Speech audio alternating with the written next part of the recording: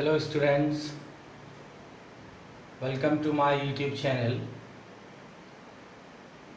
And this is a class of science of standard 9th and we are continuing our chapter number 2 is matter around us pure. In this we already studied about the different techniques to separate the components of a mixture, and in the previous class we had studied about the elements. Elements are the pure form of matter which cannot be further divided into more simpler form by any chemical reaction. Elements के बारे में हमने पिछली class में पढ़ा था और ये जाना था कि एलिमेंट्स वो हैं जिनको और ज़्यादा छोटे सब्सटेंसेस की फॉर्म में, सिंपलर सब्सटेंसेस की फॉर्म में नहीं तोड़ा जा सकता किसी भी केमिकल रिएक्शन के द्वारा, उनको एलिमेंट्स के तौर पर जानते हैं. और in this we also studied about that elements are categorized as metals, non-metals, and some are also there which are considered as metalloids. Elements को तीन बड़ी कैटेगरीज में डिवाइड किया गया. In this the first one is the metal, next one is the non metal, and the last one is the metalloids. And we studied about metals in the previous class, that metals has luster, metals have malleability, metals have ductility, metals have conductivity with heat and electricity. These are good conductor of heat and electricity. They are ductile, they are drawn into a thin wire. They are malleable, they are drawn into a thin sheet, and they have luster, and they are sonorous, means on beating they produce sound.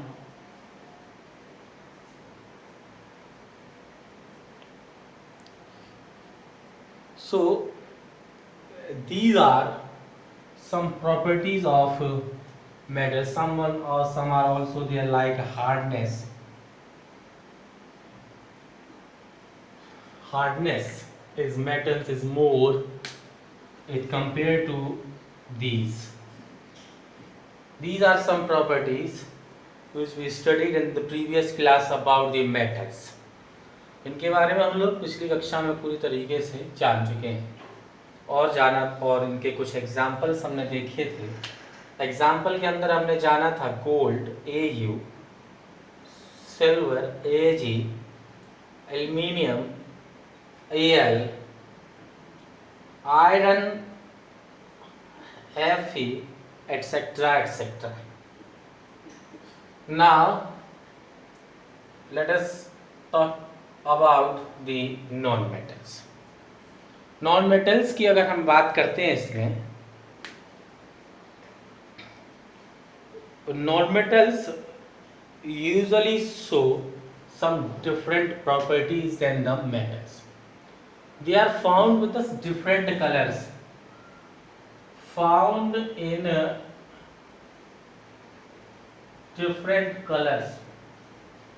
अलग अलग रंगों में ये पाए जा सकते हैं. They display a variety of colours, ऐसा भी कह सकते हैं. They display a variety of colours. कई तरीके के कलर्स में ये हमें मिल सकते हैं.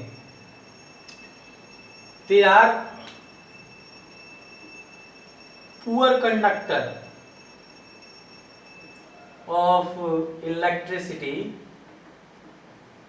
and heat। ये हीट के पुअर कंडक्टर्स जाने जाते हैं।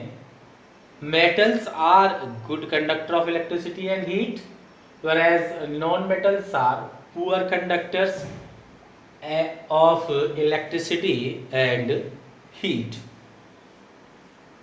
They are not lustrous, चमक नहीं होती। sonorous, they do not produce sound as the sound produced by the metals। उस तरीके का साउंड प्रोड्यूस नहीं कराते जिस तरीके का साउंड मेटल्स के द्वारा प्रोड्यूस कराया जाता है। They are not malleable, malleable भी नहीं है, means they can not be drawn into a thin sheet on hammering. Hammering पर किसी तरीके से पीटा जाए इनको तो ये मेलेबिलिटी शो नहीं कराते, एक पतली सी शीट की फॉर्म में कन्वर्ट नहीं होते।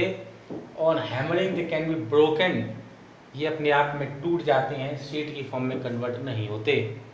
डक्टाइल, लंबे से वायर की फॉर्म में नहीं कनेक्ट करवा बदला नहीं जा सकता, इनको यहाँ पर बदला जा सकता है। अगर हम इनके एग्जाम्पल की बात करें तो इसमें कई सारे एग्जाम्पल हमें देखने को मिलेंगे। हाइड्रोजन, ऑक्सीजन, कार्बन,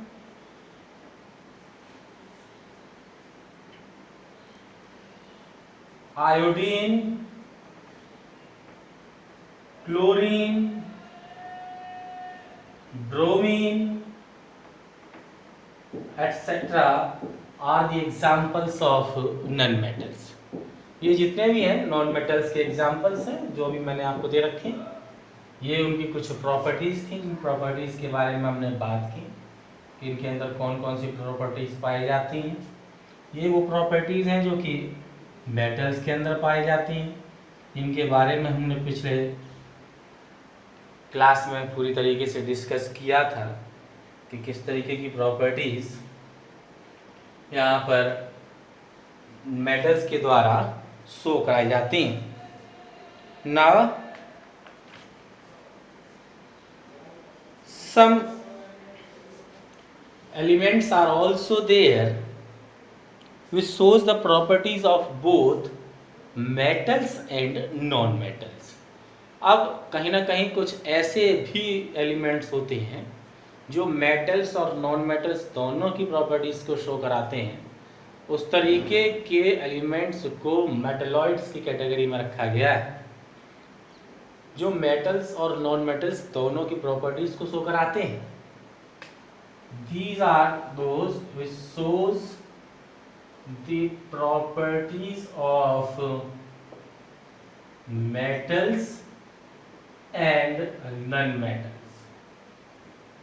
मेटल्स और नॉन मेटल्स दोनों की प्रॉपर्टीज को शो कराने वाले एलिमेंट्स को मेटलॉइड्स के तौर पर जाना जाता है। एग्जाम्पल के तौर पर हम इसमें लिख सकते हैं जर्मेनियम। जर्मेनियम एक इसका एग्जाम्पल है। सिलिकॉन इसका एग्जाम्पल है, जो इस कैटेगरी में आते हैं जो मेटल्स और नॉन मेटल्स दोनों की प्रॉपर्टीज दिखाते हैं। जो प्रॉपर्टीज मेटल के द्वारा दिखाई जाती हैं वो भी मौजूद होती हैं इनके अंदर, जो नॉन मेटल्स के द्वारा दिखाई जाती हैं वो भी लगभग ये प्रॉपर्टीज दिखाते हैं। इसलिए इनको मेटलॉइड्स के कैटेगरी में रखा गया है, जो मेटल्स और नॉन मेटल्स दोनों के बीच में आते हैं, या ये कहें कि दोनों की तरीके की प्रॉपर्टीज जिन एलिमेंट्स के द्वारा दिखाई जाती हैं उन एलिमेंट्स को मेटलॉइड्स के तौर पर जाना जाता है। Now the next thing is compounds। Till now we are discussing about the elements। Now next heading is compounds। What are compounds?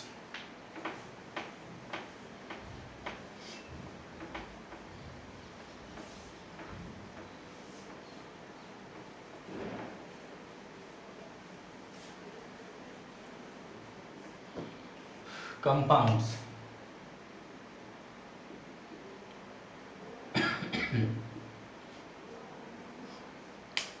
Now compound, what is compound? Compound is a substance composed of two or more substances. Compound वो substance होते हैं जो दो या दो से ज़्यादा तरीके के एलिमेंट से मिलकर बने होते हैं. Compounds are those substances which are composed of two or more than two element, दो या दो से ज़्यादा एलिमेंट से मिलकर बने हुए सब्सटेंस को कंपाउंड कहते हैं. Chemically combined with one another in fixed in proportion, और जिस रेशियो में एक दूसरे के साथ कंबाइंड होते हैं दो एलिमेंट, जब एक दूसरे के साथ कंबाइंड होंगे और उनका रेशियो अपने आप में सेम हो, they are fixed in definite composition, their definite proportion, then the substance made is known as compound. Means क्या है? Substance composed of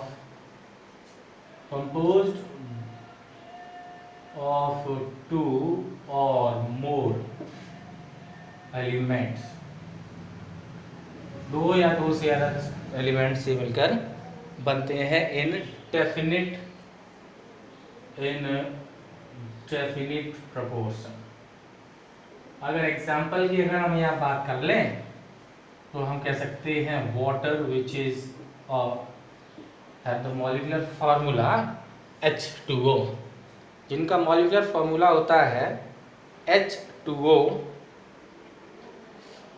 अब H2O के अंदर अगर हम देखेंगे तो इन वाटर इन H2O, अगर हम इसमें रेशियो की बात करेंगे, ratio is ratio of hydrogen and oxygen by mass. अगर हम बात करेंगे मास के तौर पर तो इनका 2 हो गया, इनका 16 है, तो अगर यहाँ से निकालेंगे तो 1:8 आ जाएगा. यानी बाय मास ये 1:8 में कंबाइंड होते हैं. तो ये हमेशा फिक्स रहता है. वाटर किसी भी फॉर्म में मौजूद हो, बाय मास उसका रेशियो जो होगा हाइड्रोजन और ऑक्सीजन का वो 1:8 में ही मिलेगा. यहाँ से निकालेंगे हाइड्रोजन की तो आ जाएंगे 1 × 2 यानी 2, और ऑक्सीजन का आ जाएगा 16, और यहाँ से रेशियो फाइंड कर देंगे y का 1:8 में ही ये मिलते हैं. बाकी अगर हम देखें तो हाइड्रोजन के 2 एटम ऑक्सीजन के 1 एटम के साथ कंबाइंड हो रहे हैं. हाइड्रोजन के 2 एटम और ऑक्सीजन का 1 एटम कंबाइंड हो रहा है, तो बाय एटम अगर रेशियो देखेंगे तो 2:1 हो जाएगा, और मास के तौर पर देखेंगे तो 1:8 हो जाएगा. तो ये हमेशा अपने आप में फिक्स होता है. और इस तरीके के सब्सटेंस जो कि दो या दो से ज़्यादा एलिमेंट से मिलकर बने हों, ये हाइड्रोजन और ऑक्सीजन से मिलकर बना है, 2 एलिमेंट से मिलकर बना है, और दोनों एलिमेंट जैसे कि अंदर हाइड्रोजन है और ऑक्सीजन है, जब 2 या 2 से ज़्यादा से मिलकर बने और डेफिनेट रेशियो हो, तब हम इस तरीके के सब्सटेंसेस को कंपाउंड्स के नाम से जानते हैं. इसको समझने के लिए एक्टिविटी नंबर 2.10 भी इसके अंदर दी गई है. वो बताएगी कि कंपाउंड्स अपने आप में कौन कौन से होते हैं और कैसे कैसे आइडेंटिफाई किए जाते हैं.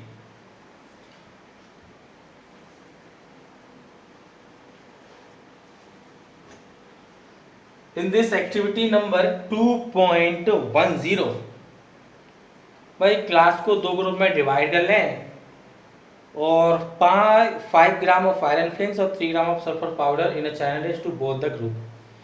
करना क्या है कि दोनों ग्रुप में डिवाइड करने के बाद क्लास को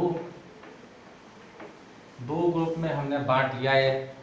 क्लास यहाँ पर हमारे पास मौजूद है, क्लास 9th थी, उसको 2 ग्रुप ए और बी में डिवाइड कर लिया है, या फर्स्ट और सेकंड में डिवाइड कर लिया है.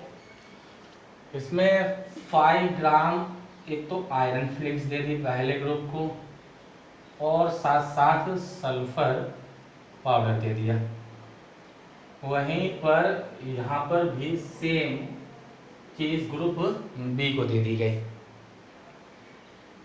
ग्रुप 1 से ये कहा गया कि दोनों को आप मिक्स कर दें। इनसे कहा गया मिक्स दी आयरन फ्लिंक्स। इनसे कह दिया गया कि इनको मिक्स कर दीजिए सल्फर पाउडर के साथ में।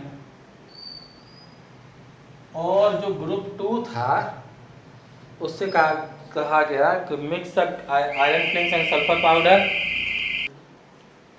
पहले ग्रुप से कहा गया कि आयरन फ्लिंक्स और सल्फर पाउडर को केवल आप मिक्स कर दीजिए। वहीं पर सेकंड से कहा गया कि mix iron filings and sulphur powder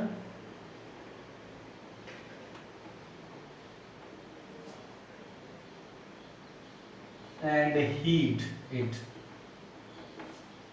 क्या करना है, आयरन फ्लिंक्स और सल्फर पाउडर को मिक्स करने के बाद उसको हीट करना है, मिक्सचर को strongly till red hot, heated strongly. बहुत ज़्यादा उसको गर्म करें, एकदम लाल करने का गर्म करते करते, और उसको गर्म करने के बाद फिर इसको ठंडा करें एंड कूल, और उसको फिर बाद में ठंडा करना है। After this check the magnetism. पहले और दूसरे ग्रुप यानी ए और बी ग्रुप दोनों से कहा जाए ये सब करने के बाद कि पहले ग्रुप और दूसरे ग्रुप जो है वो आपने इतना कर लिया, उसके बाद एक बार मैग्नेट के द्वारा उसके मैग्नेटिज्म को चेक करें, किस तरीके का मैग्नेटिज्म उसके अंदर आया है। If we check the magnetism in the group, in the mixture of group A, we see the iron filings attract towards a magnet. पहले ग्रुप जो ए ग्रुप मौजूद था, जो एक ग्रुप ने मिक्सचर बनाया, जितने भी आयरन फिलिंग्स के पार्टिकल्स थे वो सब बार मैग्नेट की तरफ अट्रैक्ट हो जाएंगे, यानी कि उसके अंदर मैग्नेटिज्म अभी मौजूद है। वहीं पर अगर हम दूसरे की तरफ देखेंगे, दूसरे में यहाँ से तो आयरन फ्लिंग्स अट्रैक्ट करेंगी, यहाँ से आयरन फ्लिंग्स जो हैं वो मैग्नेट की तरफ अट्रैक्ट नहीं करेंगी, यानी कि जो आयरन के अंदर मैग्नेटिज्म जो पाया जाता है, जो कि मैग्नेट की तरह तेज़ी से अट्रैक्ट होती हैं, वो अपने आप में वो प्रॉपर्टी उसके अंदर से गायब हो जाएगी। वो आयरन फ्लिंग्स उस मैग्नेट की तरफ अपने आप में अट्रैक्ट नहीं होंगी। After that we have to add some carbon disulfide to one part of the material obtained। जो भी मटेरियल यहाँ से मिले उनको दो पार्ट्स में डिवाइड कर लें, और दोनों पार्ट्स में जब अलग अलग डिवाइड कर लेंगे, दो पार्ट में डिवाइड करने के बाद पहले पार्ट के अंदर कार्बन डाइसल्फाइड को ऐड करना है और अच्छी तरीके से मिला लें। दूसरा पार्ट जो बचेगा मटेरियल्स का, एक पार्ट इस, दो पार्ट इसके डिवाइड करने हैं, दो पार्ट इसके डिवाइड करने हैं, एक पार्ट में कार्बन डाइसल्फाइड को ऐड करना है, इसके भी और इसके भी, और उसका दूसरा जो पार्ट बनेगा दोनों का, उसके अंदर सल्फ्यूरिक एसिड या हाइड्रोक्लोरिक एसिड डाइल्यूट फॉर्म में ऐड करानी है, और उसके बाद ऑब्टेन करना है। किस तरीके का चेंज आप वहाँ पर देख सकते हैं। If we see the change, the gas obtain by group first one is hydrogen. पहले ग्रुप के द्वारा जो गैस हमें मिलेगी वो अपने आप में हाइड्रोजन गैस मिलेगी, which is colourless, odourless and combustible, जो कि रंगहीन, गंधहीन और कंबस्टिबल गैस है, which can be easily catches fire. Hydrogen gas जो है वो आसानी से अपने आप में जलने लगती है।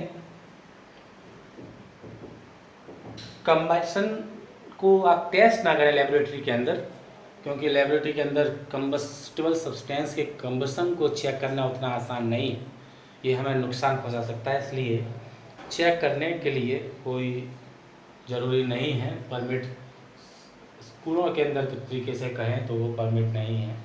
क्योंकि उससे काफ़ी नुकसान हमें पहुंच सकता है।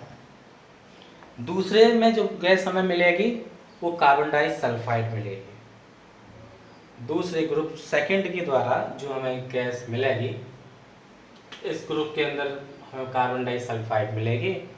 पहले ग्रुप के अंदर जो गैस हमें मिलेगी वो मिलेगी हाइड्रोजन गैस। कार्बन डाइसल्फाइड को हम आसानी से आइडेंटिफाई कर सकते हैं। जो कार्बन डाइसल्फाइड का जो स्मेल आएगी वो एक तरीके से रोटन एग के तरीके की आती है, एक सड़े अंडे की तरीके की स्मेल कार्बन डाइसल्फाइड के अंदर से आती है। अगर उस तरीके की स्मेल उसके अंदर से आ रही है तो हम कह देंगे कि हाँ, यहाँ से कार्बन डाइसल्फाइड गैस निकल रही है और यहाँ से जो गैस आएगी वो हाइड्रोजन गैस होगी।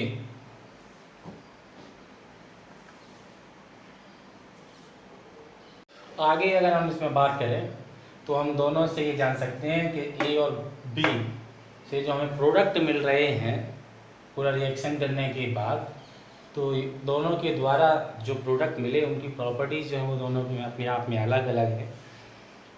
डिफरेंट तरीके की जो प्रॉपर्टीज़ दिखा रहे हैं। एक की जो प्रॉपर्टीज़ मिल रही हैं वो अपने पहले वाले प्रॉपर्टीज़ की तरीके की दिखा रहा है।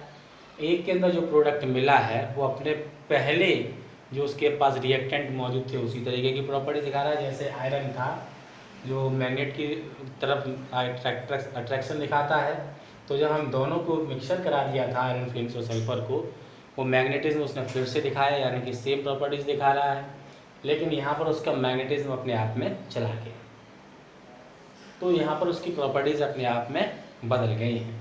तो यहाँ पर वही तो यहाँ पर उसकी केमिकल प्रॉपर्टीज़ में कोई बदलाव नहीं आया, कोई नया सब्सटेंस बना नहीं, इसलिए यहाँ पर फिजिकल चेंज है। यहाँ पर आयरन की प्रॉपर्टीज़ चली गई अपने आप में, अट्रैक्शन प्रॉपर्टीज़ की चली गई, एक नया सब्सटेंस बन गया आयरन सल्फाइड, और आयरन सल्फाइड बनने के कारण आयरन सल्फाइड की अपने आप में अलग प्रॉपर्टीज़ होती हैं। तो यह एक नया सब्सटेंस बना जिसकी अपने आप में अलग केमिकल प्रॉपर्टीज़ हैं। तो इस तरीके से उस तरीके के रिएक्शन को, वहाँ पर इस तरीके के चेंज को केमिकल चेंज कहा जाता है। यानी पहले ग्रुप में हो रहा है फिजिकल चेंज, दूसरे में हो रहा है केमिकल चेंज। तो इस तरीके से बाद में यहाँ पर आप इसके अंदर जान लेंगे कि मिक्सचर्स और कंपाउंड्स में क्या डिफरेंसेस हैं। टेबल नंबर 2.2 दिया गया है। इस तरीके से ये चैप्टर जो है वो लगभग पूरा समाप्त हो चुका है। In the next video we will meet with a new chapter. Till then, goodbye.